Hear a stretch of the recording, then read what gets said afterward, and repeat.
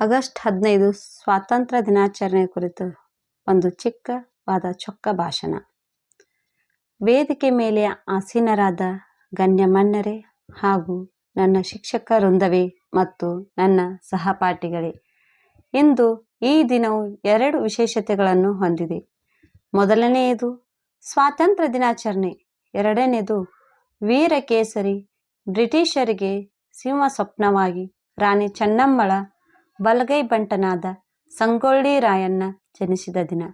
ಕಾಕತಾಳೀಯ ಎನ್ನುವಂತೆ ರಾಯಣ್ಣ ಜನಿಸಿದ ದಿನವೇ ನಮಗೆ ಸ್ವಾತಂತ್ರ್ಯ ದೊರಕಿತು.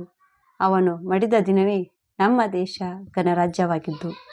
ವ್ಯಾಪಾರಕ್ಕಾಗಿ ಬಂದ ಪಾಶ್ಚಿಮಾತ್ಯರು, ಪೋರ್ಚುಗೀಸರು, ಡಚ್ಚರು, ಫ್ರೆಂಚರು, ಬ್ರಿಟಿಷರು ಭಾರತವನ್ನು ಪ್ರವೇಶಿಸಿದರು. ಪ್ರಮುಖವಾಗಿ ತಕ್ಕಡಿ ಹಿಡಿದು ವ್ಯಾಪಾರಕ್ಕಾಗಿ ಬಂದ ಬ್ರಿಟಿಷರು ಭಾರತದ ಆಡಳಿತದ ಚುಕ್ಕಾಣಿಯನ್ನು ಹಿಡಿದು ನಮ್ಮನ್ನೇ ಆಳಲಾರಂಭಿಸಿದರು.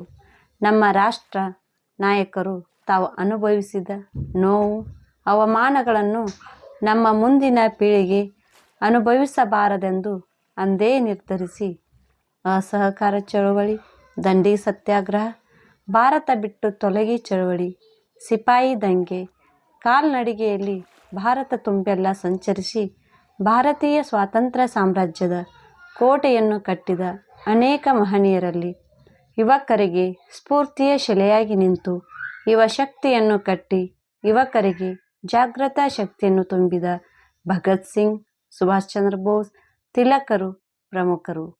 ಬೋಸರು ನನಗೆ ನಿಮ್ಮ ರಕ್ತವನ್ನು ಕೊಡಿ, ನಾನು ನಿಮಗೆ ಸ್ವಾತಂತ್ರ್ಯ ಭಾರತವನ್ನು ನೀಡುತ್ತೇನೆ ಎಂದು ಯುವಕರಿಗೆ ಕರೆ ನೀಡಿದರು.